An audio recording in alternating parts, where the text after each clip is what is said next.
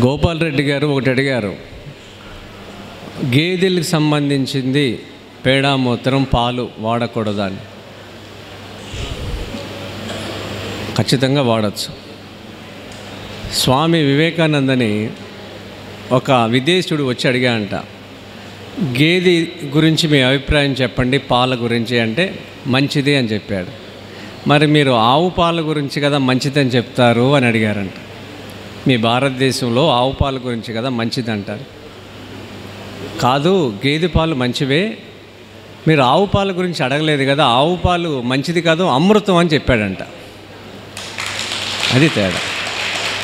అలాగే పాలేకర్ గారు ఏం చెప్తారంటే, గేదె పేడ కూడా మీరు వాడచ్చు, కానీ ఎంత వాడచ్చు?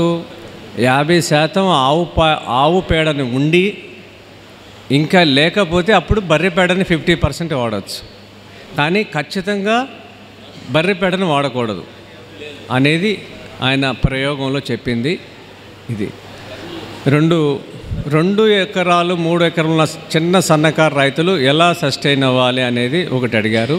దానికి మీతో పాటు గోపాల్ రెడ్డి గారిని కూడా ఈ కార్యక్రమానికి ఆహ్వానిస్తాను. మోడల్ ఫామ్ చూస్తాకి తప్పనిసరిగా మీరు కూడా రండి. జడ్చర్లలో ఉన్నది మోడల్ ఫామ్.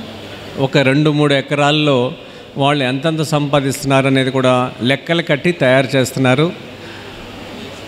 ఇది 9 నెలలు రాజవర్ధన్ రెడ్డి గారికి మార్కింగ్ చేసి వచ్చాను.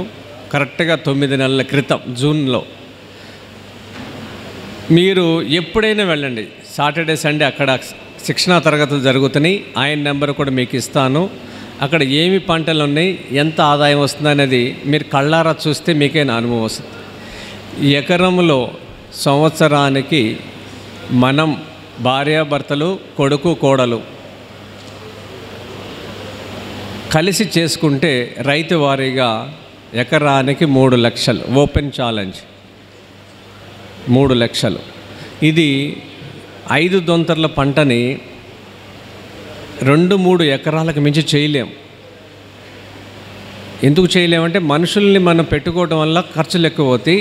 మన కుటుంబ సభ్యులందరూ కలిసి చేసుకుంటే మ్యాక్సిమం 3 ఎకరాలు. రోజు పని ఉంటుంది, రోజు డబ్బులు ఉంటాయి, ప్రతి అంగుళం నుంచి డబ్బులు వస్తాయి. మీరు ఇన్వాల్వ్ అయ్యి అర్థం చేసుకుని చేస్తే ఇది ఒక అద్భుతమైన జీవన కళ.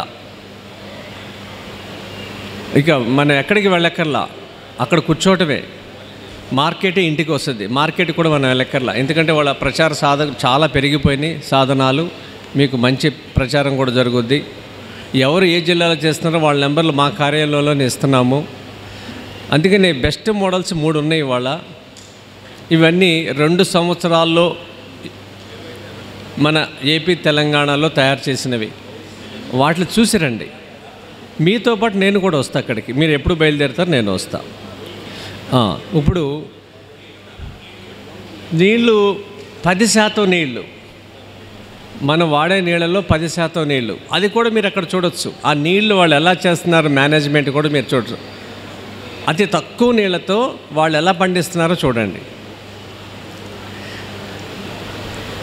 కొద్దిగా నేను ప్రకృతి వ్యవసాయం సుభాష్ పాలేకర్ కృషిలో 4 అంశాలు చెప్పేసి 5 దొంతర్ల పంట గురించి చెప్తాను. ఇది మొత్తం కలిపి 1 గంటలో పూర్తి చేస్తా. పర్వాలేదు కదా?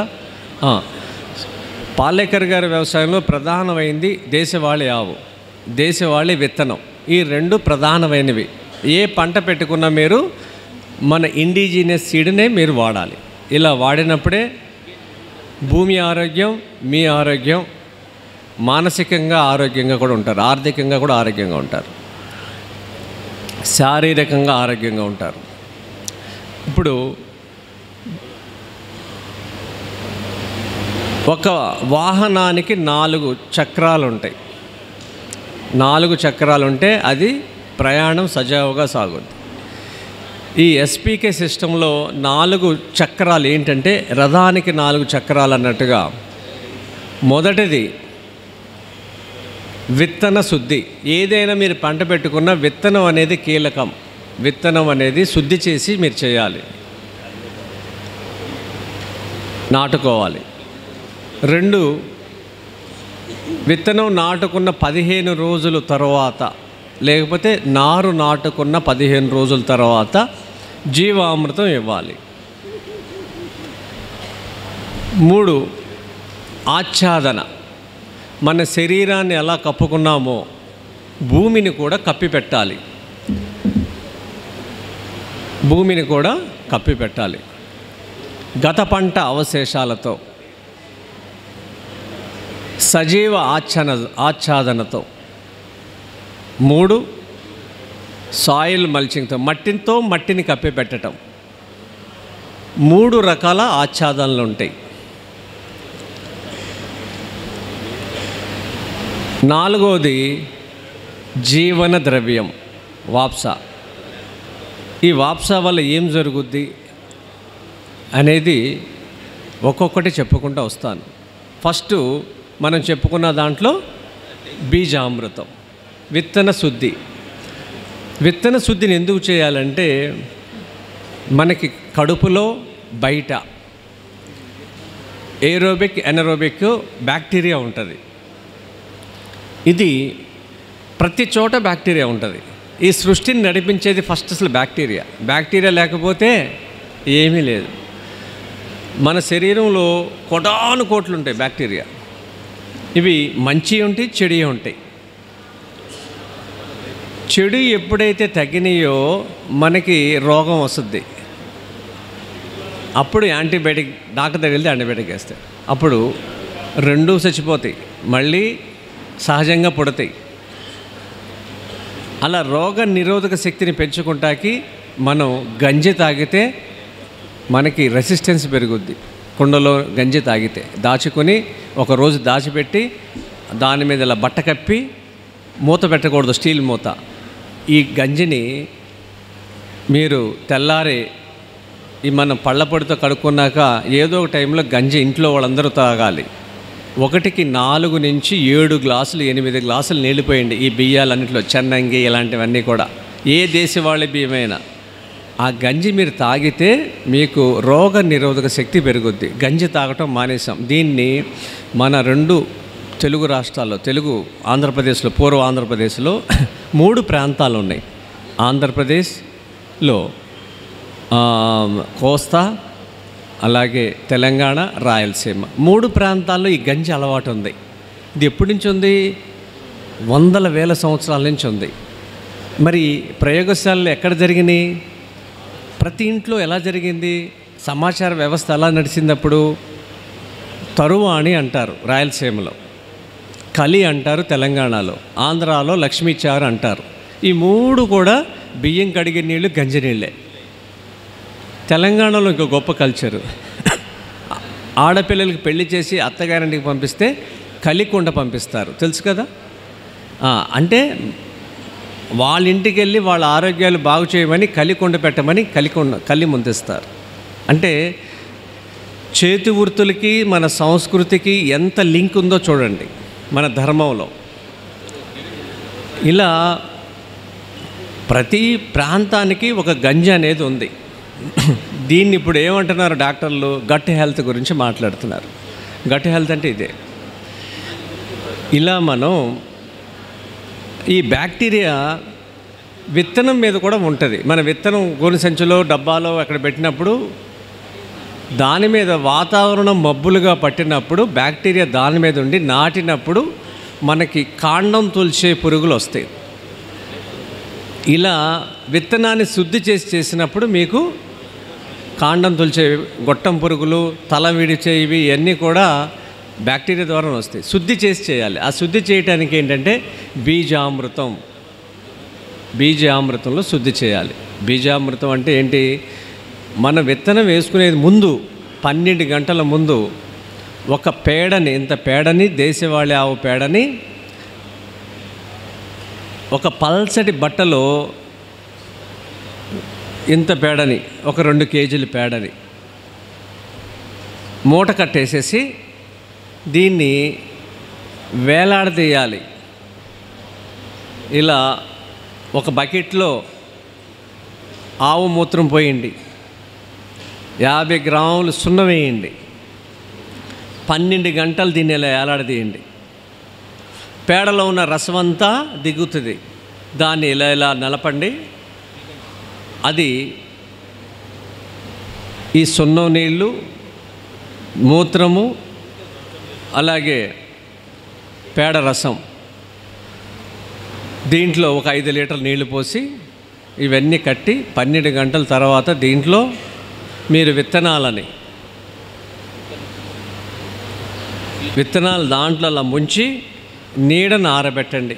ఏది ద్విదళానికి సంబంధించినవి. ద్విదళం అంటే పెసలు, మినుములు, అలసందలు ఇవన్నీ కూడా ఇలా ముంచి ఆరబెట్టండి.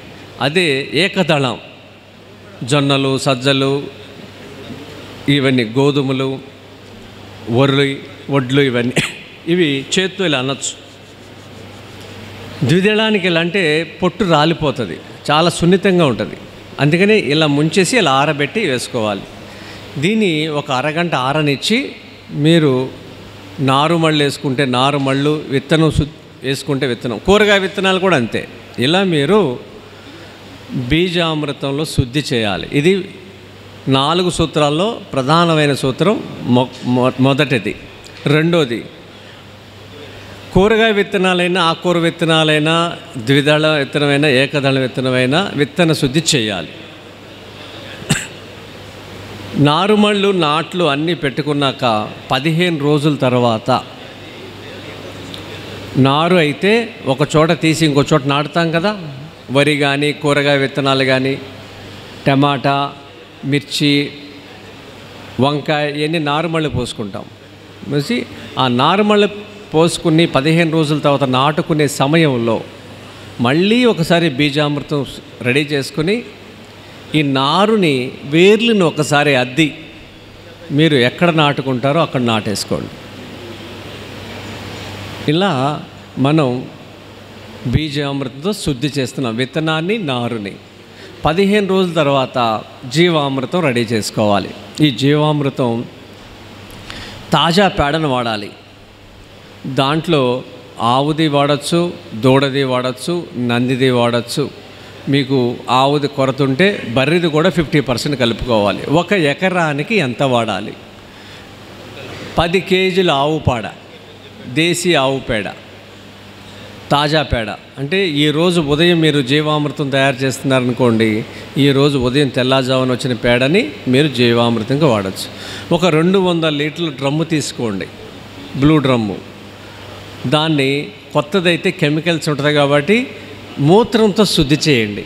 ఆవు మూత్రంతో శుద్ధి చేస్తే ఏదైనా సరే అది అక్కడ ఉన్న అవశేషాలన్నీ పోతాయి. దాన్ని నీడని పెట్టుకోండి, ఎండలో పెట్టకూడదు.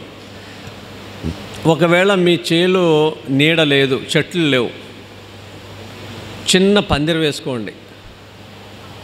అది కుదరకపోతే గోనె సంచి కప్పండి, దాని మీద ప్లాస్టిక్ సంచి కాదు. ఇట్లా చేయాలి. నేరుగా ఎండ పడకూడదు, సూర్యరశ్మి అనేది ఆ డ్రమ్ము మీద పడకూడదు. 10 కేజీలు పేడ అంటే మన సిమెంట్ బొచ్చలు ఉంటాయి కదా, పని చేసేటప్పుడు చేస్తారు కదా, అలాంటిది ఒకటైతే 10 కేజీలు అవుతుంది. కొంచెం ఎక్కువైనా నష్టమేం లేదు, తక్కువైనా నష్టం కాదు. 10 లీటర్ల మూత్రం. ఈ మూత్రం అనేది ఎంత పాతదైతే అంత మంచిది.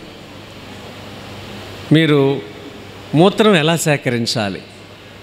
ఆవుకి మట్టి అంటే ఇష్టం, నేల అంటే ఇష్టం, ఫ్లోరింగ్ ఇష్టపడదు. అందుకని మీరు గోశాల నిర్మాణం చేసిన అంటే గోవుల కోసం షెడ్ వేసిన వీలైనంత వరకు ఫ్లోరింగ్ చేయించమాకండి. ఫ్లోరింగ్ మనకిష్టం, వాటికి ఇష్టం ఉండదు. మనం దాని కోణంలో ఆలోచన చేయాలి. పాపం చేతులు లేవు కదా, లెగిసేటప్పుడు మోకాళ్ళ మీద లెగాలి. వయసు అయిపోతున్న కొద్దీ బోన్స్ చాలా గట్టిగా ఉంటాయి, కాంక్రీట్ గట్టిగా ఉంటుంది, బాధలు వర్ణాతీతం. అది మీరు ఆవులతో గడుపుతూ ఉంటే మీకు తెలుసుద్ది. వయసు అయిపోయినాక పడుకోవాలని ఇలా మోకాలు ఎత్తుద్ది, కింద పడుకుందాం అనుకుంటుంది, బాధకి నుంచుంటానే ఉంటుంది, చాలాసేపు అలాగే ట్రై చేస్తుంది. అప్పుడు మనం అర్థం చేసుకోవాలి దాని బాధగా ఉంది, పడుకోలేకపోతుందని. ఆ పడుకున్నప్పుడు నిప్పు వస్తుంది, ఈ బోన్సును గట్టిగా ఉంటుంది కదా. అదే మట్టి అనుకోండి కొంచెం క్వశ్చన్ ఉంటుంది. లేకపోతే మీ దగ్గర గడ్డి ఏదైనా ఉంటే పాత గడ్డి వేయండి. ఇట్లా వీలైనంత వరకు మూత్రాన్ని సేకరించడానికి చాలామంది ఫ్లోరింగ్ చేస్తున్నారు. ఫ్లోరింగ్ మీద ఇంకో ప్రాబ్లం ఏంటంటే, మీ ఆవు పాలిచ్చేదనుకోండి, దూడను ఎక్కడో కడతారు. దాన్ని తాడు తీయంగానే స్పీడ్గా వస్తుంది దూడ. అక్కడ పేడ మూత్రం ఒలికి ఉందనుకోండి, పడి ఉందనుకోండి నేల మీద, ఇది స్పీడ్గా వచ్చినప్పుడు దాని కాళ్ళు ఇలా వెళ్ళిపోయి కొన్ని వందల దృశ్యాలు ఈ 15 ఏళ్ళలో నేను చూసా. నడాలు ఇరిగిపోతాయి, నీట్గా పెడతారు, జారిపోతాయి. పాపం తల్లి దగ్గరికి ఆత్రంగా వచ్చే టైంలో ఆ స్పీడ్ కంట్రోల్ చేసుకోలేదు, అది అలా జారి పడిపోతాయి. అందుకే మట్టి ఉందనుకోండి గ్రిప్ ఉంటుంది. అందుకే మీరు ఫ్లోరింగ్ చేయించమాకండి ఎవ్వరు. మరి వర్షాకాలం వచ్చినప్పుడు నేల పచ్చిగా ఉంటుంది, ఆరదు. వర్షాకాలం వచ్చినప్పుడు మూత్రం ఎక్కువ పోస్తాయి ఆవులు. మనుషులు ఎలాగో ఆవులు కూడా అంతే. అందుకని దాన్ని 2 పార్ట్స్ చేయండి. మీకు 2 ఆవులు అనుకోండి, ఇటు 2 ఆవులకి ప్లేస్, ఇటు 2 ఆవులకి ప్లేస్ పెట్టండి. ఉదయం ఎక్కడ కట్టండి, సాయంత్రం ఎక్కడ కట్టండి, డ్రై ప్లేస్లో. ఇది ఆరినాక ఇట్లా, ఇది ఆరినాక ఇట్లా, అట్లా రెడీ చేసుకోండి. అప్పుడు మీకు నేల ఆరుంటుంది, ఫ్లోరింగ్ చేయకల్లా. ఒకవేళ ఫ్లోరింగ్ చేయాలి అనుకుంటే పంజాబ్, రాజస్థాన్, గుజరాత్లో ఏం చేస్తారంటే, ఇటుకలు ఉంటాయి కదా, ఇటుకల్ని ఒకదాని మీద ఒకటి పక్కన ఇలా నుంచోబెడతారు, చుట్టూతో ఫ్రేమ్ చేస్తారు.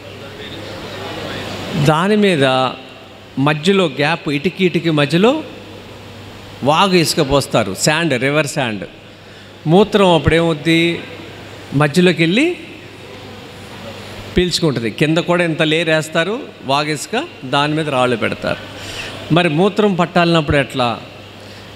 ఇప్పుడు ఏం చేస్తారంటే, ఇలా పెడతాం వల్ల ఆవు పేడ గడ్డి వేసినప్పుడు ఆ పేడ గడ్డి ఇవన్నీ అతుక్కుపోయి ఇటుకి కొంచెం అప్ అండ్ డౌన్ ఉంటుంది. ఒక 1 centimetre 2 centimetre up and down ఉంటుంది. దూడ కానీ గ్రిప్ అయ్యి జారి పడదు. కొంచెం కాంక్రీట్ కన్నా బెటర్ ఇది. ఇట్లా అసలు వేయకుండా ఉంటే ఇంకా బెటర్. మరి మూత్రం సేకరించాలిగా, అవును మూత్రం సేకరించాలి. మీరు 4ంటికి లెగాలి. 4ంటికి లేచి అలవాటు మీరు చేసుకుంటే 4-4:30కి మీరు ఆవును లేపితే ఆవు నుంచుంటుంది. నుంచి ఉన్న 2 నిమిషాల్లోపే మూత్రం పోసేస్తుంది. అది మట్టిలోనే కట్టండి. మట్టిలో మీరు కట్టేసినప్పుడు మూత్రం పట్టలేరు, మట్టిలోకి వెళ్ళిపోతుంది కాబట్టి. అందుకనే మీరు అక్కడ దానికన్నా ముందు మీరు లెగాలి. మీరు ఎక్కువసేపు యూట్యూబ్లు చూడకుండా ఉంటే రాత్రిపూట ఎర్లీగా లెగుస్తారు. 4ంటికి అలారం పెట్టుకోండి.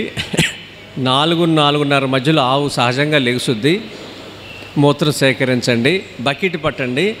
ఫస్ట్ రోజున కంగారు పడుద్ది బకెట్ పెడితే, 2వ రోజు 3వ రోజు 4వ రోజుకి అలవాటు అయిపోద్ది. 200 లీటర్ డ్రమ్ములు 2 పెట్టుకోండి. ఈ మూత్రాన్ని నిల్వ పెట్టుకోండి. ఎన్ని రోజులైతే అంత మంచిది. 2 సంవత్సరాలు, 3 సంవత్సరాలు, 5 ఏళ్ళు, 10 ఏళ్ళు మీ ఇష్టం. ఎంత పాతదైతే మూత్రం అంత మంచిది, ఎంత తాజా పేడైతే అంత మంచిది. మీరు 4 రోజులు మూత్రం అలవాటు చేశారనుకోండి, 5వ రోజున మీకోసం ఎదురు చూస్తుంది అది. ఇంకా రాలేదేంటి ఈడు అని ఒక 2 నిమిషాలు వెయిట్ చేస్తుంది కూడా. అంత స్పృహ ఉంటుంది వాటికి, అంత స్పృహ ఉంటుంది. మీరు ఆవులతో గడిపితేనే తెలుసుద్ది, నా మూత్రం ఈ రైతుకు అవసరమని దానికి తెలుసుద్ది.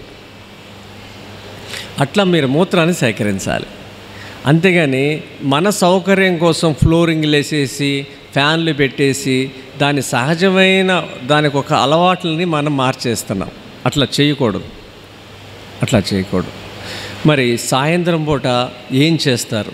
ఆవులకి దోమలు వస్తూ ఉంటాయి. ఒక టైంలో మీరేం చేస్తారు, పాత కుండ ఉంటుంది కదా, ఆ కుండకిలో గడ్డి వేసి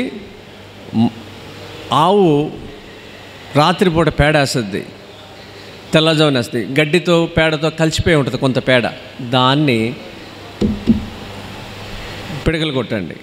అవి రోజుకు 2-3 పిడకలు ఆ కుండలో వేసి అంటినాక కొంచెం మూత్రంతో తడిపిన గడ్డి లేకపోతే నీళ్ళతో లైట్గా తడిపిన గడ్డి, దాని మీద పచ్చి వేపాకులు వేస్తే ఆ పొగ వస్తూ ఉంటుంది, అంటుకుని అంటుకుని అంటుకుని వస్తూ ఉంటుంది.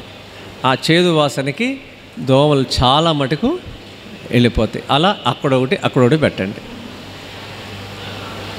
మీరు పొడిగా ఉన్నప్పుడు చాలా మటుకు దోమలు ఉండవు.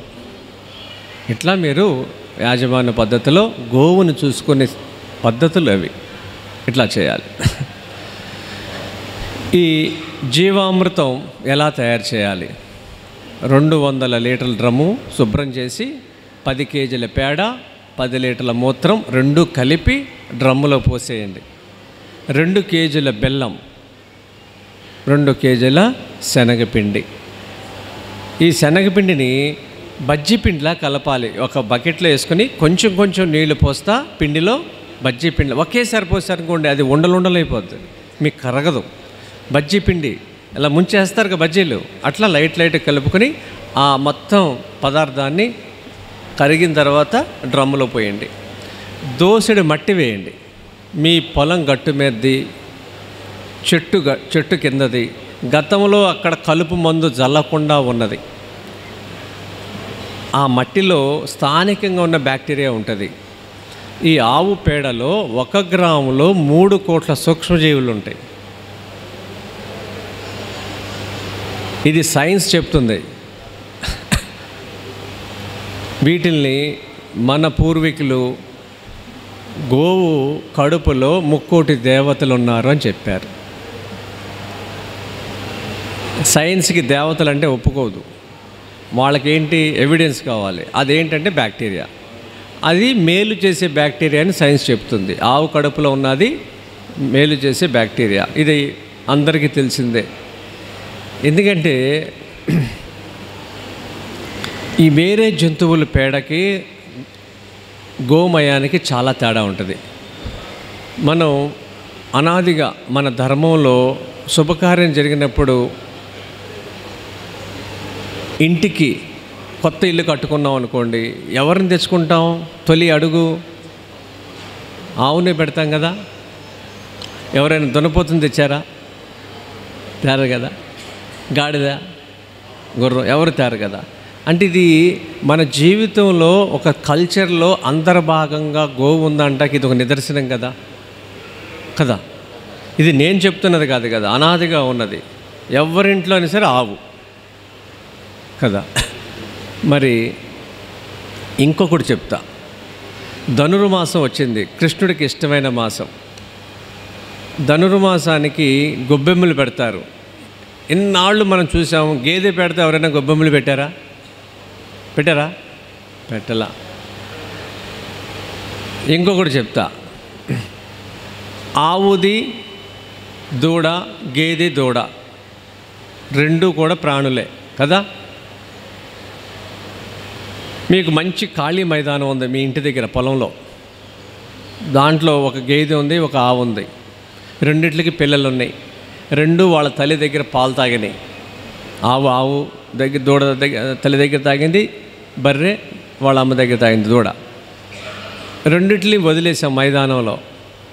రెండిట్లకి పరుగు పంజాలు పెడితే ఏది బాగా పరిగెడుతుంది? ఆవు దూడ. గేదె దూడ పరుగెడతాం చూసారా మీరు ఎక్కడైనా? తోక పైకెత్తి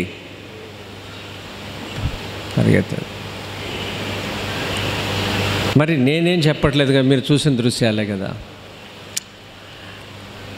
ఆవు పాలు తాగిన కుటుంబాలలో మీరు మహారాష్ట్ర, గుజరాత్, కర్ణాటకలో, ఆంధ్రప్రదేశ్లో అనేక మంది ఇళ్లల్లో నేను పిల్లల్ని చూశాను. వీళ్ళందరూ కూడా ఒక నిబద్ధతతో, చలాకీతనంతో ఉంటారు. సృజన, స్పృహ, అంతర్మదనాలు లేకుండా నింపాదిగా ఉంటారు.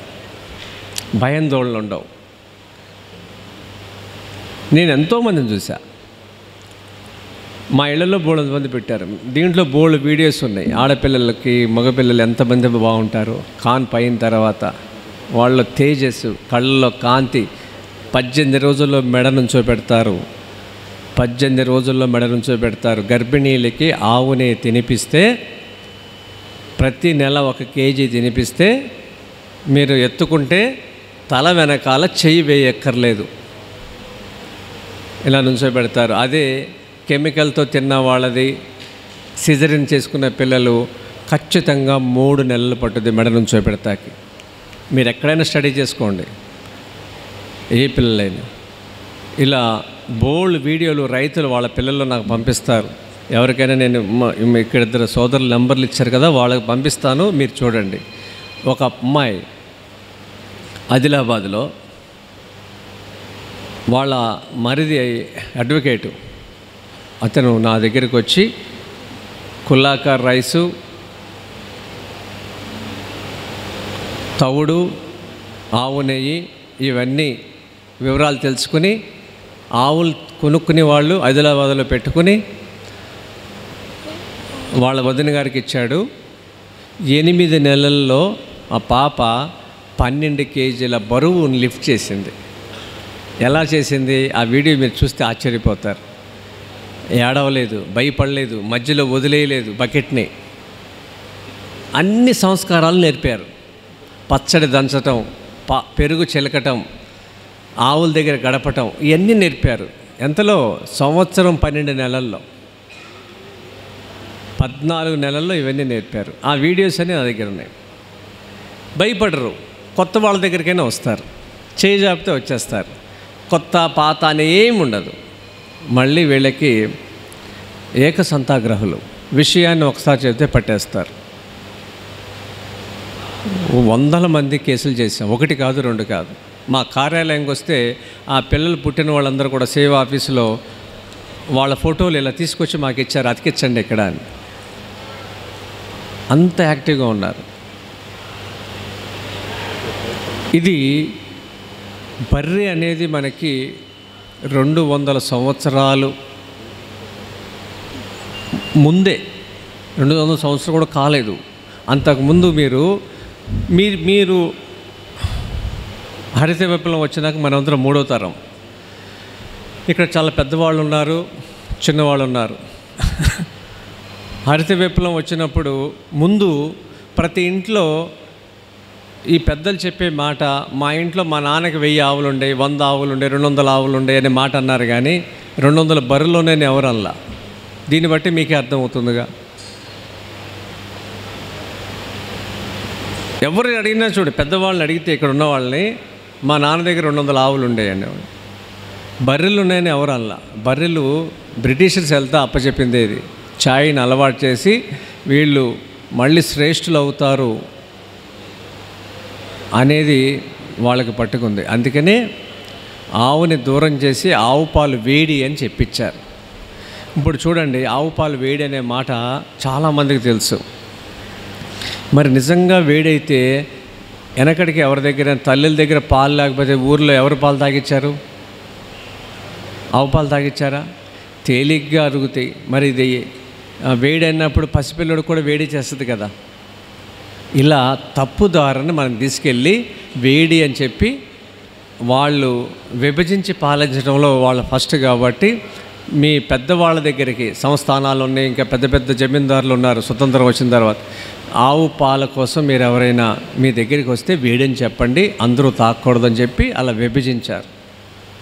అలా బ్రిటిషర్స్, మెకాలే అనేవాడు భారతదేశానికి రాకముందు 360 జాతులు భారతదేశంలో ఉండే గోజాతులు, అవన్నీ అంతరించిపోయినాయి. మీకు ఇది అనంతపురం కదా, నిన్న నేను అటున్న పాలమూరులో ఉన్న తూర్పు పడావు అని ఒక ఆవు ఉంది. ఇప్పటికీ ఉన్నాయి అవి. శ్రీశైలం అడవుల్లో ఉంటాయి. పులిని కూడా ఎదిరిస్తుంది. కొమ్ములు చాలా షార్ప్గా ఉంటాయి. అంటే అలీకర్ లాగా ఉండదు, బలంగా గట్టిగా ఉంటుంది. అలాంటివి అసలు జాతుల పేర్లు ఎవరికి తెలియదు. అలాగే తమిళనాడులో కాంగయం అని ఉంది, కర్ణాటకలో అమృత మహల్ ఉంది, అలాగే మహారాష్ట్రలో మీకు కిలారి ఉంది, మళ్ళీ కర్ణాటకలో ఇంకో బ్రీడు హలీకర్. హలీకర్ అనంతపురది కాదు, హలీకర్ ఇక్కడికి వచ్చింది, అది కర్ణాటక బ్రీడ్. అది కొమ్ములు ఉంటాయి కదా, చాలా షార్ప్గా ఉంటుంది, పాలు ఎక్కువ పోదు. ఇవన్నీ కూడా మన ఇండిజియన్ బ్రీడ్స్. అలాగే ఒంగోల్, అలాగే పుంగనూర్, ఇవన్నీ కూడా మన భారతదేశానికి మిగిలి ఉన్న జాతుల్లో ఇవి. అలాగే నాగోర్ రాజస్థాన్, కాంక్రేజ్ రాజస్థాన్, గుజరాత్ గిర్, అలాగే రాజస్థాన్ థార్ పార్కర్. థార్ ఎడారి దాటేంత వరకు నీళ్ళు అడగకుండా నడుస్తుంది. అది అంత బలమైన ఆవు అది థార్ పార్కర్, అంత బాగుంటుంది అది. అలాగే ఇంకా డాంగి మధ్యప్రదేశ్, ఇలాంటివి ఎన్నో రకాల జాతులు భారతదేశంలో అంతరించిపోయినాయి. 34 జాతులు ఉన్నాయి. 3 అంటే 10% మాత్రమే ఇప్పుడు బతికే ఉన్నాయి. 90% చప్పరించేశారు. ఆవుల పేర్లు, రూపాలు, వాటి గుణగణాలు కూడా తెలియదు. అన్ని ఆవులు మనం పోగొట్టుకున్నాం. ఈ 75 ఏళ్ళు ఇప్పుడు సుభాష్ పాలేకర్ గారు వచ్చేంతవరకు ఈ వ్యవసాయాన్ని గురించి నిక్కచ్చిగా చెప్పిన యూనివర్సిటీలు కానీ దీని మీద ప్రయోగాలు చేసి అథెంటిక్గా చెప్పిన వాళ్ళు ఎవరు లేరు. కాబట్టి ఇన్ని రకాల కన్ఫ్యూజ్లో సమాజం ఉంది. ప్రకృతి వ్యవసాయం ముందుకు వెళ్ళట్లేదని కొంతమంది ఇక్కడ ఉన్నవాళ్ళు మాట్లాడారు. 100% ప్రకృతి వ్యవసాయం ముందుకు వెళ్తుంది. సుభాష్ పాలేకర్ కృషి 100% వెళ్తుంది, వెళ్ళట్లేదంటలేదు. ఇక్కడ ఆంధ్రప్రదేశ్లో ప్రభుత్వం దీన్ని ప్రచారం చేస్తుంది. గతంలో ఇదే ప్రభుత్వం పాలేకర్ గారిని తీసుకొచ్చి ఎన్నో కార్యక్రమాలు చేసింది. అప్పుడు చేసింది కాబట్టి, అలాగే తెలంగాణలో నేను 5 కార్యక్రమాలు పెద్దవి చేశాను ఈ 15 ఏళ్లలో. తిరుమల తిరుపతి దేవస్థానం స్వామివారికి 3.5 సంవత్సరాల పాటు మన ఎస్పీకే పద్ధతిలో పండించిన వాళ్ళతోనే నైవేద్యం ఇచ్చాం. ఇక్కడ ఉన్న వాళ్ళకి ఎంతమంది తెలుసో లేదో నాకు తెలియదు. మరి ఇంతమంది చేయకపోతే స్వామికి ఎలా వెళ్తే చెప్పండి. స్వామికి రోజుకి 350 కేజీలు కావాలి. అంటే సుమారుగా నెలకి ఎన్ని టన్నులు? 300 టన్నులు అంటే 350 కేజీలు అంటే 10 టన్నుల 11-12 టన్నులు. మధ్యలో పవిత్రోత్సవాలు వస్తాయి, ఏదైనా 11-12 టన్నులు. అలా ప్రతి నెల 3.5 సంవత్సరాలు పంపించాం. ఏ ఒక్కరోజు కూడా ఆగలేదు. ఇది ప్రతికూల వాతావరణంలో మేము చేశాం. నన్ను ఒక బోర్డు మెంబర్ తీసుకెళ్తే ఇది నచ్చి అక్కడ ఈవోకి పరిచయం చేస్తే ఇది మంచి పని అని చెప్పి అప్పుడు చేశారు. నిజానికి ఈ ప్రభుత్వంకి ఎక్కువ చేయాలి. ఎందుకంటే దీన్ని ప్రచారం చేసింది, డబ్బులు ఖర్చు పెట్టింది ఈ గవర్నమెంటే. పాలేకర్ గారిని తీసుకొచ్చి ప్రతి జిల్లాలో కార్యక్రమాలు చేసింది కదా. వాళ్ళ ఫలితాలు, ఆ ఫలాలే ఇప్పుడు అందుతున్నాయి. ఇది కొనసాగించాల్సింది కానీ ఈ ప్రభుత్వం వచ్చినాక దీన్ని రద్దు చేసింది. అంటే వాళ్ళు చేసింది ఏది మంచిది కాదని స్వామి దగ్గర కూడా రాజకీయం చేశారు. నేను ఎవరిని కలవలేదు, ఆ సమయం వచ్చినప్పుడే కలుస్తానన్నాను. ఎలక్షన్ ముందు చంద్రబాబు నాయుడు గారిని కలిశాను, ఇవన్నీ చెప్పాను. కానీ దీన్ని అక్కడ ఉన్న అధికారులు తప్పుదారి పట్టుకెళ్ళి, తప్పుదారిని తీసుకెళ్ళి టేస్ట్ లేదని చెప్పేసి, ప్రభుత్వం మారంగానే టేస్ట్ లేదని చెప్పేసి తీసేశారు. స్వామి 3.5 సంవత్సరాలు చక్కగా తిన్నాడు, ప్రభుత్వం మారంగానే టేస్ట్ మారిపోయింది. స్వామి దగ్గర కూడా ఇది జరిగింది. ఇది జరిగిన విషయం. మళ్ళీ ఏదో నాటికి మనం స్వామివారికి నైవేద్యం ఇస్తాం. తరిగొండ వెంగమాంబలో 1,00,000 మందికి ఈ భోజనం తినిపించే రోజు వస్తుంది. అంతేకాదు, రాష్ట్రంలో ఉన్న ప్రతి దేవాలయంలో, ప్రతి ప్రధాన దేవాలయంలో స్వామివారికి భక్తులకి నైవేద్యం ప్రసాదం అందే రోజు కూడా వస్తుంది. కానీ వాళ్ళకి సమయం వాళ్ళే మనం వెళ్ళటం, కంగారు పెడతాం కాకుండా చాలా భరించి ఉన్నాను. ఇంతవరకు వాళ్ళు ఆపిన తర్వాత నేను ఉప ముఖ్యమంత్రి గారిని కలవలేదు, ముఖ్యమంత్రి గారిని కలవలేదు. వాళ్ళు పిలిచినప్పుడు మాట్లాడదామని ఉన్నాను, లేకపోతే సమయం చూసుకుని కలుస్తాను. ఇది కానీ మనం చేయాలి. ఎందుకంటే ప్రభుత్వం ఎంత ఖర్చు పెట్టి ఒక మంచి ఉద్దేశాన్ని ఆయన దృష్టికి వెళ్ళలేదు, ముఖ్యమంత్రి గారి దృష్టికి ఇది వెళ్ళలేదు, ఆపేశారు. టేస్ట్ లేదని ఆపేశారు. ఎందుకు టేస్ట్ ఉండదు? అద్భుతంగా ఉంటుంది ఇవన్నీ కదా. ఇట్లా వ్యవసాయం ముందుకు వెళుతుంది, వెళ్ళట్లేదని లేదు. ఇలా జీవామృతం మనం తయారు చేసుకుంటాకి ఇవి పేడ 10 కేజీలు, మూత్రం 10 కేజీలు, బెల్లం 2 కేజీలు దంచి నీళ్ళల్లో వేసి, అలాగే శనగపిండి కూడా దాంట్లో వేసేసి లూజ్ చేసుకున్నాక దోసెడు మట్టేసి 200 లీటర్లు నీళ్లు పోయాలి. ఈ 200 లీటర్లు డ్రమ్ ఉంటుంది కదా, బ్లూ డ్రమ్ము, దానికి ఇంత గ్యాప్ ఉండాలి. తెల్లారికి ఇది పొంగుద్ది, పొంగినప్పుడు కింద పడిపోద్ది కాబట్టి ఇంత గ్యాప్ పెట్టండి. దీన్ని సవ్య దిశగా తిప్పాలి. గుడిలో ప్రదక్షిణం ఎలా చేస్తాం అట్లా 2 నిమిషాలు చాలు కట్టెతో. ఉదయం 9ంటికి కలిపారనుకోండి, మధ్యాహ్నం ఒకసారి కలపండి, సాయంత్రం ఒకసారి కలపండి. రేపు ఉదయం, రేపు మధ్యాహ్నం, రేపు సాయంత్రం. ఎండలో ఉంటే పల్చటి గోనె సంచి కప్పండి. ప్లాస్టిక్ మూత పెట్టకూడదు. ఎండలో పెట్టకూడదు. ఒకళ్ళ ఎండలో పెడితే గోనె సంచి కప్పండి. ఇది 2 రోజులు పూర్తయినాక వారం రోజుల్ని దీన్ని వాడటం మంచిది. ఎట్లా వాడాలి? 1 లీటరు జీవామృతం తీసుకుంటే 10 లీటర్లు నీళ్ళు కలిపి మీరు ఆకుల మీద, కాండం మీద, మొక్కల మీద అన్నీ పోసేయచ్చు. ఒకవేళ కాలువలో నీళ్ళు వదులుతుంటే నీళ్ళ దగ్గర కూర్చుని సన్నగా కాలం అంట వెళ్ళేంత వరకు పోసేయచ్చు.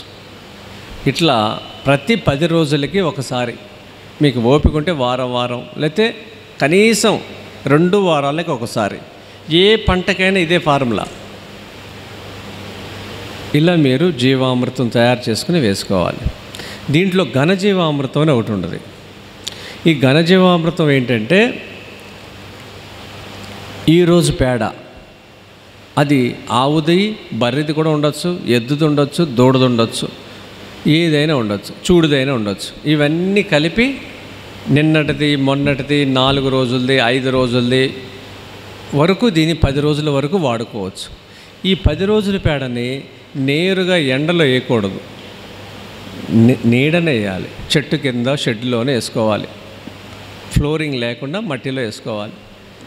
ఈ 10 రోజుల పేడని సుమారుగా 200 కేజీలు అయిందనుకోండి బరువు, దీంట్లో 2 కేజీలు బెల్లం నీళ్లు పోయండి. బెల్లం నీళ్లు 2 కేజీలు శనగపిండి జల్లండి, దోసెడు మట్టి జల్లండి, కాళ్ళతో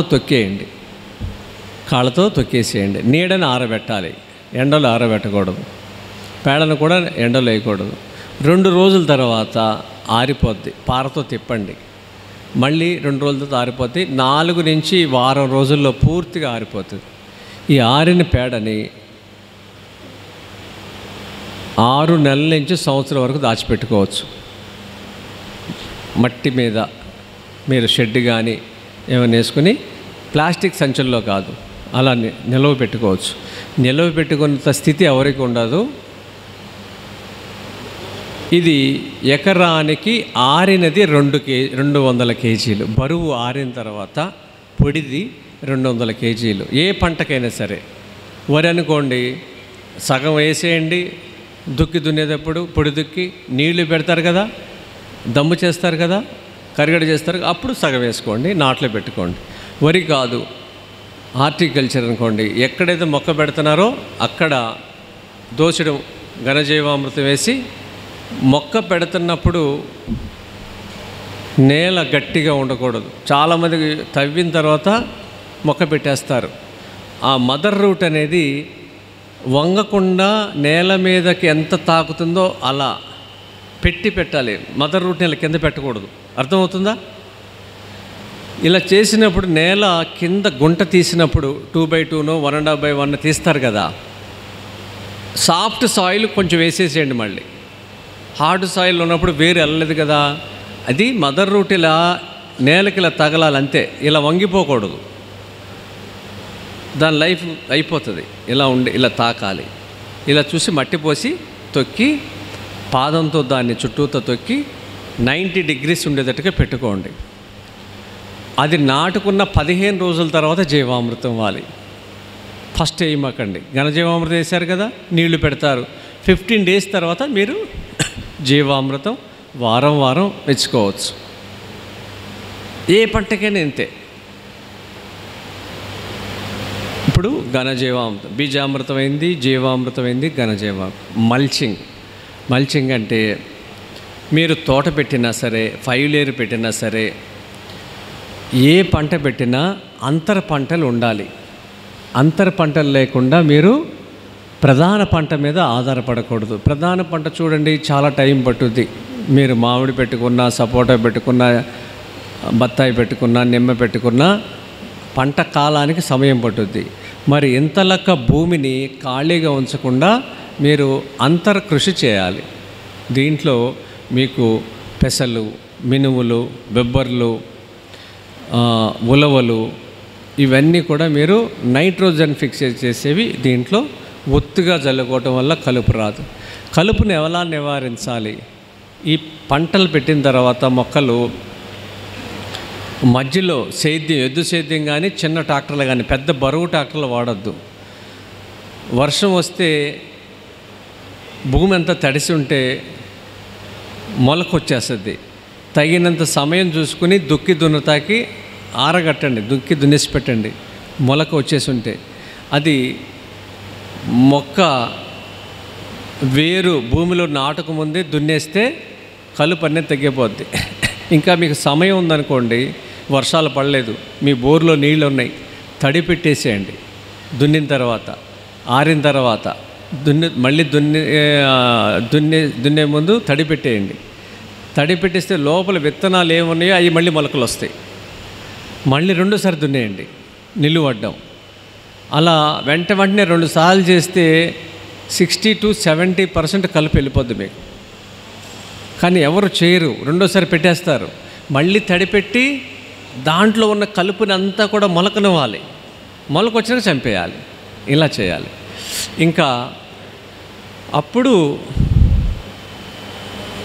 నవధాన్యాలు కానీ, మనకు కావాల్సిన అవసరానికి సంబంధించిన పెసలు, మినుములు, మీకున్న వర్షపాతానికి తగ్గట్టు ఇక్కడ పంటలు ఏవి అనుకూలమో అవి అంతర పంటలు వేసుకోవాలి. ఈ అంతర పంటలు అనేది ప్రధాన పంటకి లాభమే తప్ప నష్టం కాదు, పైగా మేలు చేస్తాయి అంతర పంటలు. ఇది వేసుకోవాలి. ఇంకా ఏం చేయాలంటే మధ్యలో సాళల్లో ఇవి వేసిన తర్వాత పెసలు, మినుములు, బొబ్బర్లు ఏదైనా వేయండి. ఇవి ఏమి నష్టం చేయవు. ఇవి ప్రధాన పంటకి, అంతర పంటకి నష్టము చెయ్యవు. ఇవి మీరు వేసుకోవాలి. ఆవాలు, బంతి, కృష్ణ తులసి, ఈ 3 మీరు మధ్యలో అక్కడక్కడ వేసుకోండి. 365 రోజులు వేసుకోవచ్చు. దీనివల్ల మీకు ఎక్కువ ఇవి రావు, తెగుళ్ళు రావు. పుల్ల మజ్జిగ, ఆవు పాలని పుల్ల మజ్జిగ, పాలు కాసి పెరుగు తోడుపెట్టి చిలికిన తర్వాత వచ్చిన మజ్జిగ ఏదైతే ఉందో ఆ మజ్జిగని 4-5 రోజులు నిల్వ పెట్టండి. రాగి ముక్క కానీ, రాగి గ్లాస్ ఉన్నా కూడా దాంట్లో వేసేయండి. అలాగే మీరు స్ప్రే చేసేటప్పుడు 1కి 16 లీటర్ల నీళ్లు కలపండి మజ్జిగలో. 4-5 రోజులు పుల్లబెట్టిన తర్వాత 1కి 16, 1:16 కలుపుకొని లీటర్ క్యాన్కి, మన క్యాను అదంతా 15 లీటర్లు ఉంటుందా, 20 లీటర్లు, దాంట్లో మీరు 100 గ్రాములు ఇంగు వేసేయండి కలుపుకునేటప్పుడు. ఇది ముందు జాగ్రత్తగా ఆకు ముడత కానీ, ఫంగస్ కానీ, వైరస్ కానీ ఏది ఉన్నా సరే ఇది కంట్రోల్ అవుద్ది.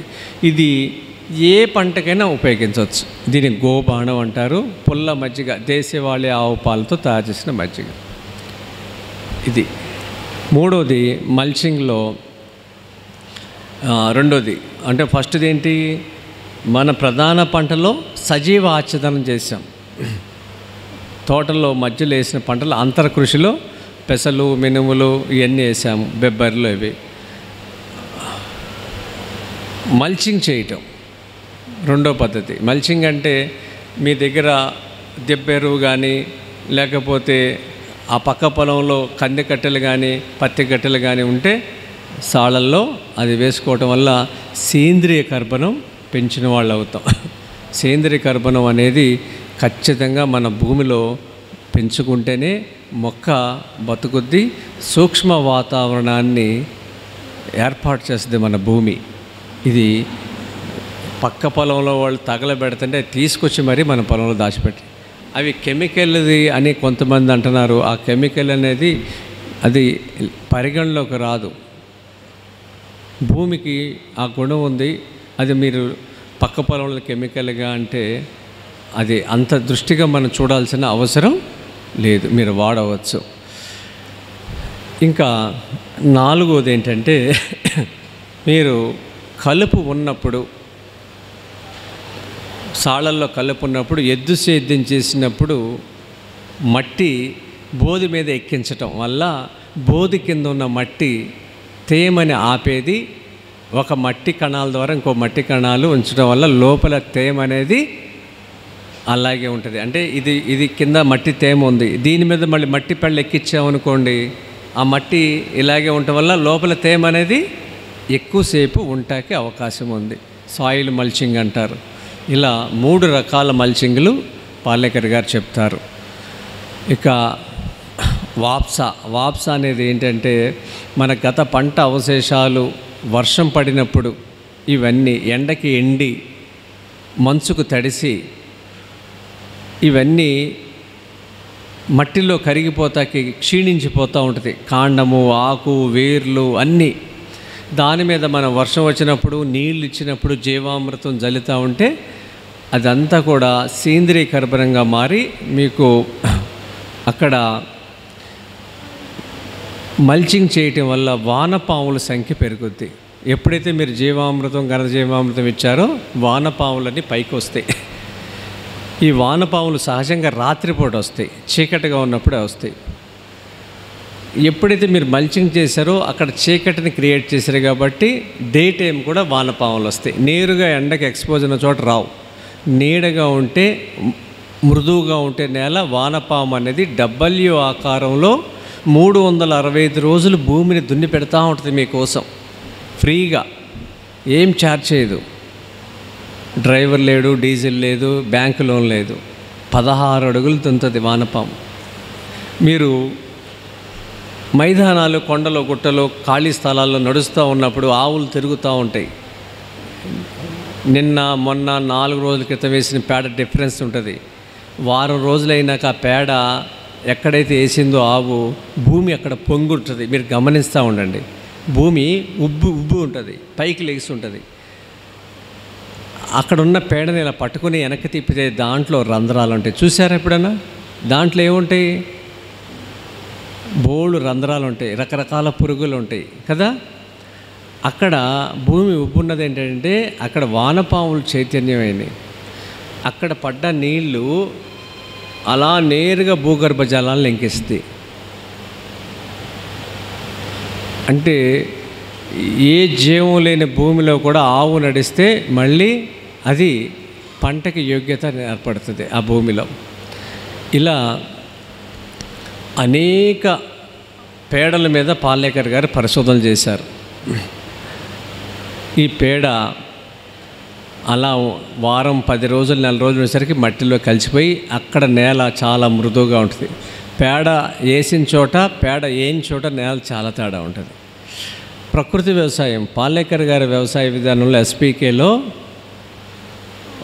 వర్షం పడుతున్నప్పుడు నీళ్ళు అనేది స్పీడ్గా పరిగెత్తవు, వాళ్ళున్నా సరే. ఎందుకంటే ఈ పేడ ఎక్కడైతే మన జీవామృతం, ఘనజీవామృతం, వానపాముల వల్ల ఆ నీళ్ళని ఆ రంధ్రాల ద్వారా లోపలికి ఇంకించేస్తాయి. పరిగెడుతున్న నీళ్ళ స్పీడ్ని నడిపిస్తాయి. నడుస్తున్న నీళ్ళని నుంచోపెట్టేస్తాయి, నుంచోపెట్టిన నీళ్ళని ఇంకించేస్తాయి. వికారాబాద్లో సదానంద్ రెడ్డి అని ఒక ఆయన ఉన్నాడు. 2012లో సుమారు 13-14 ఏళ్ళ క్రితం ఆయన పొలం తీసుకెళ్ళాం పాలేకర్ గారి మామిడి తోట. ఆ మామిడి తోట ఎలా ఉంటుందంటే ఇలా స్లోప్ ఉంటుంది, ఇలా స్లోప్ ఉంటుంది. బావి ఎక్కడ ఉంటుంది? హైట్ మీద ఉంటుంది. పొలం ఇలా స్లోప్, వర్షం పడ్డ నీళ్ళన్నీ కిందకి వెళ్ళిపోతాయి. కానీ ఈయన మొదలుపెట్టిన 3 సంవత్సరాల తర్వాత ఎప్పుడు సమ్మర్లో బావి ఎండిపోయేది. ఇప్పుడు బావిలో నీళ్ళు 3 సంవత్సరాల తర్వాత ఆయన సేద్యం మొదలుపెట్టినాక ఎప్పుడు నీళ్ళు పుష్కలంగా ఉంటాయి. ఇదేంటంటే ఈ వానపాములు అంతటా కూడా భూమిని ఇలా చేయటం వల్ల ఆ వర్షపు నీళ్ళు దాని యొక్క పరిధిని అనేది 500 గజాల నుంచి కిలోమీటర్ వరకు ఎంతవరకు ఉందంటే అంతవరకు నీటిని లోపల భూగర్భ జలాలని పెంచుద్ది. ఎత్తు మీద ఉన్న చోట కూడా బావిలో నీళ్ళు ఉన్నాయి. ఇవన్నీ మీరు చూస్తూ ఉంటే అర్థమవుతాయి. వేరే వేరే వాళ్ళ నేల స్వభావం ఎలా ఉంది, అక్కడ భౌగోళిక పరిస్థితులు ఎలా ఉన్నాయి, ఇవన్నీ రైతుతో మాట్లాడి వాళ్ళ అనుభవాల్ని రాసుకుంటే మీకు ఇవన్నీ అర్థమవుతాయి. దీనికి ఎక్కడ కోర్సులు లేవు. ఏ యూనివర్సిటీ వాళ్ళు, ఏ స్వాములు, సంతులు ఎవరు చెప్పట్లా. ఎందుకంటే 75 ఏళ్ళు మనం డబ్బుల కోసం పరిగెత్తాము, ఆరోగ్యం కోసం పరిగెత్తలా. అందరూ డబ్బుల కోసమే పరిగెత్తాము. ఇప్పుడు ఇది అర్థమయ్యేసరికి మనందరం ఆరోగ్యం కోసం బతుకుతున్నాం అనేది మిమ్మల్ని చూస్తుంటే అర్థమవుతుంది కదా. అందుకనే గోవుతోనే ఈ వ్యవసాయం ముడిపడి ఉంది. గోవుతోనే మన ఆర్థిక వ్యవస్థ, గోవుతోనే మన ఆరోగ్యం అన్నీ ముడిపడి ఉన్నాయి. ఇలా ఇప్పుడు ఆంధ్రప్రదేశ్, తెలంగాణలో స్వచ్ఛందంగా ఈ ప్రోగ్రాంకి వచ్చిన వాళ్ళందరూ కూడా ఏమయ్యారు చెప్పండి? ఈ ఎన్జిఓలందరూ కూడా వీళ్ళందరినీ తీసుకొచ్చారు. కానీ వాళ్ళకి ఇది వినాలి అని, ఈ తత్వాన్ని అర్థం చేసుకుందామని ఆలోచన ఉండేవాళ్ళు. మిమ్మల్ని ఎవరు కట్టేయలేదు ఇక్కడ. నన్ను ప్రతిసారి హాఫ్ అన్ అవర్ నిన్న నాతో మాట్లాడింది ఈ ప్రోగ్రాం అంతా మీదే అన్నారు. దానికి నేను 3 రోజుల నుంచి బయట తిరుగుతా, నిన్న నిద్రలేదు. అయినా నేను ఇక్కడికి వచ్చా ఇంటికి వెళ్ళకుండా. నాకు ఇచ్చిన సమయం అంతా హాఫ్ అన్ అవర్ ఇచ్చారు. ఇస్తే నేను మొత్తం 5 లేయర్ మోడల్ గురించి అన్నిటి గురించి మీకు చక్కగా ఎక్స్ప్లెయిన్ చేసేవాడిని. ఏదేమైనా ఒక మంచి అవకాశం అయితే ఇచ్చారు. ఈ 10 మంది ఇక్కడ ఉన్నవాళ్ళు 50 మంది ఉన్నారు. వీళ్ళు నాకు చాలు ముందుకు తీసుకువెళ్ళటానికి. ఇది మీరు మీ ఇళ్ళ కోసం చేసుకోండి. ఫస్ట్ మీ కుటుంబం, మీ పిల్లలు, మీ బంధువులు, వాళ్ళ కోసం చేసుకోండి. పాలేకర్ గారు చెప్తారు, 100 మంది క్లాస్కి వస్తే దాంట్లో 10 మందే వింటారు. ఎవరు? ప్రభుత్వాలు తీసుకొస్తే జనాల్ని 10 మందే వింటారు. 2 ఆలోచిస్తారు, ఒక్కడు చేస్తాడంట. కానీ ఇక్కడ మీరు అందరూ చేస్తారు. ఎందుకంటే చాలా శ్రద్ధగా వింటున్నారంటాకి, మార్పు వచ్చిందంటాకి. ఆరోగ్యవంతమైన సమాజ నిర్మాణంలో గోవు, నంది పాత్రని వెలకట్టలేను రోజుగా గుర్తింపు పొందే రోజు దగ్గరలోనే ఉంది. ఇదే నిదర్శనం. మీరందరూ కలవాలి, మనమందరం కలుద్దాం. ముందు ఇంటి కోసం డబ్బు అనేది పక్కన పెట్టేద్దాం. మీ ఇంటికి ఏం కావాలి, 3 పూటలు ఏం కావాలి, దానికి కట్టుబడి ఉండండి. చేస్తూ ఉంటే డబ్బులు వస్తూ ఉంటాయి. డబ్బుల కోసం పనిచేయొద్దు, మీ ఆరోగ్యం కోసం పనిచేయండి, ఆటోమేటిక్గా డబ్బులు వస్తాయి. ఇట్లా మనం అందరం కలిసి చేద్దాం. మీ జిల్లాలో ఒక అద్భుతమైన వ్యక్తి ఉన్నాడు. అతని పేరు హరినాథ్. ఆయన నెంబర్ మీకు ఇస్తాను. మీ పొలంలో చెరువు ఎలా తవ్వుకోవాలి, బోరు ఎండిపోకుండా ఏం చేయాలి, ఇవన్నీ కూడా మీకు ఎక్స్ప్లెయిన్ చేస్తాడు. ఇంకొక సంవత్సరంలో ఆయన రిటైర్డ్ అవుతున్నాడు. నాకు ఆయనకి సుమారు 18 సంవత్సరాల పరిచయం. మా ఉద్యమంలో ఆయన ఒక కీలక పాత్ర. ఎన్నో స్టేట్లు తిరిగాం ఇద్దరం కలిసి. ఆయన నెంబర్ మీకు ఇస్తాను. ఇక్కడ అనంతపూర్లో, రాయలసీమలో ఏమీ చేయట్లేదని ఒక బాధ ఉంది. అది ఇప్పుడు నెరవేరబోతుంది. మిమ్మల్ని అందరినీ చూసినాక నాకు మంచి మిత్రుడు ఉన్నాడు ఇక్కడ చెయ్యొచ్చు అని. ఆయన నెంబర్ రాసుకోండి, 988599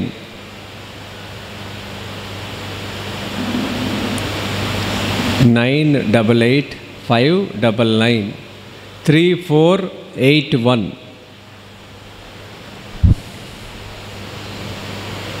అద్భుతంగా మీకు ఎక్స్ప్లెయిన్ చేస్తాడు.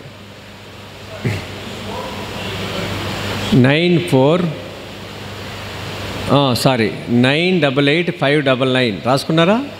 988-599-3481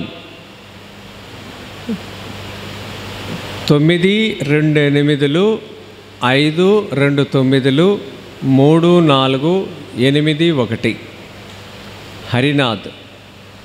దేశీ బీజ్ అంటే దేశీ విత్తనాల మీద ఎన్నో ఏళ్ళ నుంచి పనిచేస్తున్నాడు, విత్తనాలు కాపాడాలని.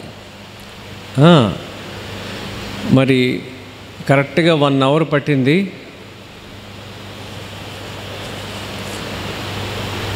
ఈ వాప్సా అనేది ఏంటంటే, ఈ వానపాములు కిందకి పైకి తిరగటం వల్ల పైన రకరకాల పంట వ్యర్థాలతో భూమిని కప్పిపెడటం వల్ల ఈ వానపాము వర్షాకాలంలో నీటిని జమ చేస్తుంది. అది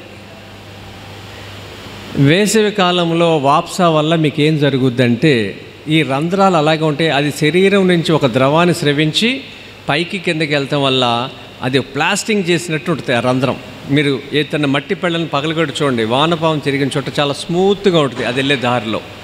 ఆ నీళ్ళని ఇంకిస్తాకి దేవుడు తయారు చేసిన అదొక అద్భుతమైన ప్రక్రియ. అదే వేసవి కాలంలో ఏం చేస్తుందంటే, ఆ నీళ్ళని నీటి ఆవిరి కణాలని క్యాపిలరీ ఫోర్స్ ద్వారా పైకి పంపిస్తుంది. 50% ప్రాణవాయువు, 50% నీటి ఆవిరి కణాలు, ఈ రెండు మొక్కకి అందిస్తుంది.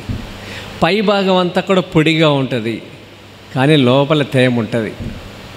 నా పొలంలో పైనంతా డ్రై ఉంటుంది, లోపల మల్చింగ్ తీసేసి ఇలా అంటే 365 రోజులు ఈవెన్ వేసవి కాలంలో కూడా లడ్డూ తయారు చేయొచ్చు. లడ్డూ తయారు చేసామంటే మాయిశ్చర్ ఉంటుంది. లడ్డూని ఎలా అంటే పొడి అయిపోద్ది, పొడి అవ్వాలి, పట్టుకుంటే లడ్డూ అవ్వాలి. ఇలా మీ నేల ఇలా ఉంటే ఏ పంట అయినా వచ్చేస్తుంది. మీకు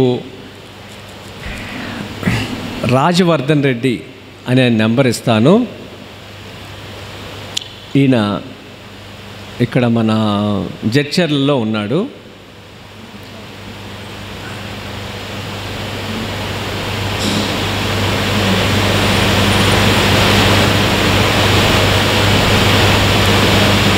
ఇది ముందుగా రాసుకోవాల్సింది, ఇక్కడ ఉన్న 2 మిత్రులు ఎవరైతే ఉన్నారో వాళ్ళు రాసుకోవాలి. మీరే కాంటాక్ట్ చేయాలి రాజవర్ధన్ రెడ్డి గారిని. నా పేరు చెప్పండి.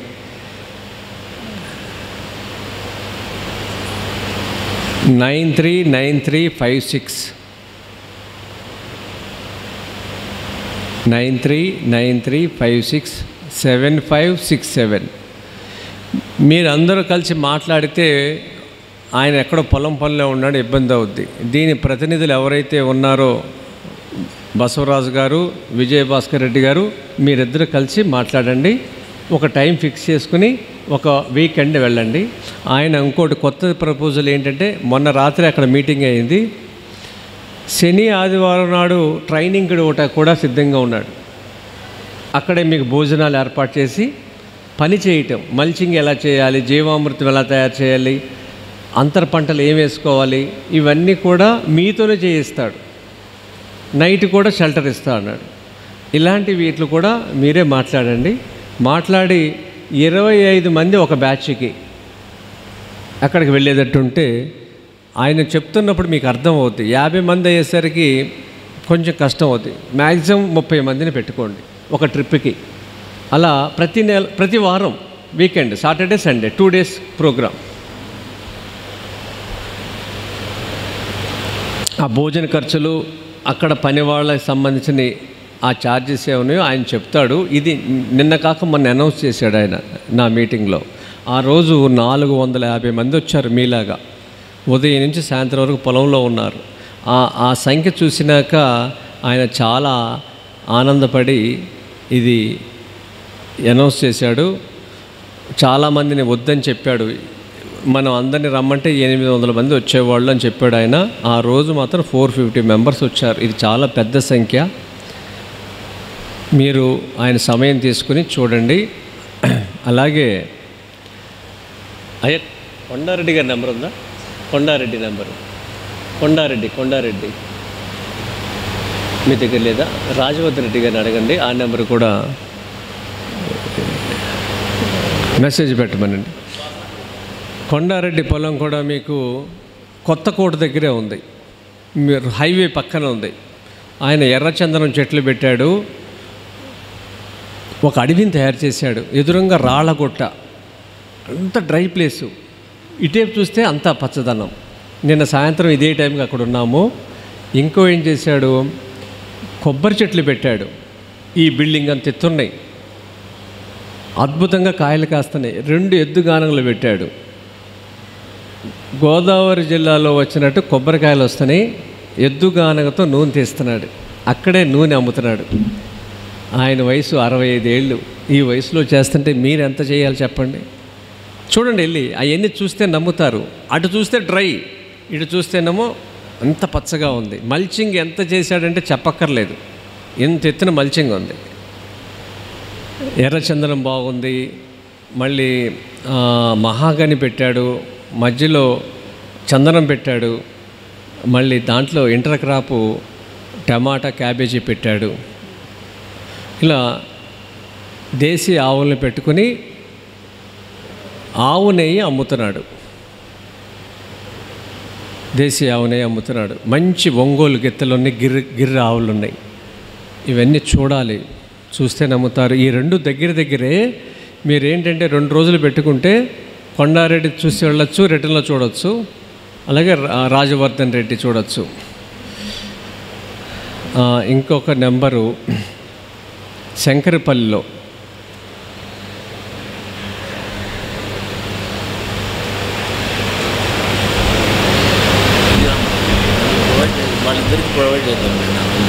అయిపోయింది.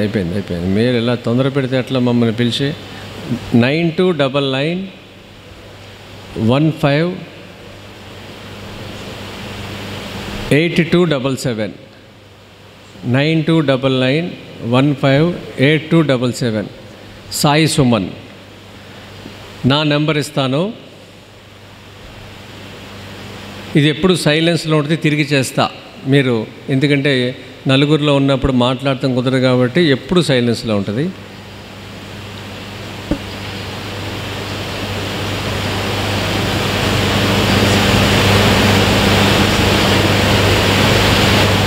ఎయిట్ 8374662262 8374662262. చిన్న రిక్వెస్టు, మీకు నేను ఇచ్చిన నెంబర్లు అందరూ ఎక్స్ప్లెయిన్ చేస్తారు. మళ్ళీ ఇంకో శిబిరం పెడితే 5 లేయర్ మోడల్ డ్రాయింగ్ ఇస్తాను. నాకు మీరు ఫోన్లు చేస్తారంటే సామాజికంగా ఏమైనా బాధ్యతలు తీసుకున్న వాళ్ళే నాకు ఫోన్ చేయండి. వ్యక్తిగతంగా ఆ మొక్క పక్కన ఏం పెట్టాలి ఇలాంటి వాటికి నన్ను అడగొద్దు. నా ఊరికి ఏమైనా చేస్తాను అంటే నేను మీ ఊరు వస్తా. అందుకని చిన్న విషయాలకు నా ఫోన్ చేస్తే నేను నా సమయం అంతా నెలలో 25 రోజులు ఇచ్చేస్తున్నా బయటికి. నా సొంత పొలాలకు కూడా నేను వెళ్ళట్లా.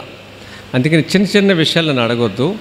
ఏదైనా సీరియస్గా చేద్దాం ఊరికి అంటే నా ఫోన్ మీరు చేయొచ్చు. మీ అందరికీ నమస్కారం. ఇంతమంది ఉంటారు నేను అనుకోలేదు. ఈ అవకాశం ఇచ్చిన సిఎస్ రెడ్డి గారికి, ఇతర ఎన్జిఓ సంస్థలకి పాదాభివందనం. జై భారత్. మరిన్ని అప్డేట్స్ కోసం బ్యాక్ టు రూట్స్ యూట్యూబ్ ఛానల్ని సబ్స్క్రైబ్ చేసుకోండి.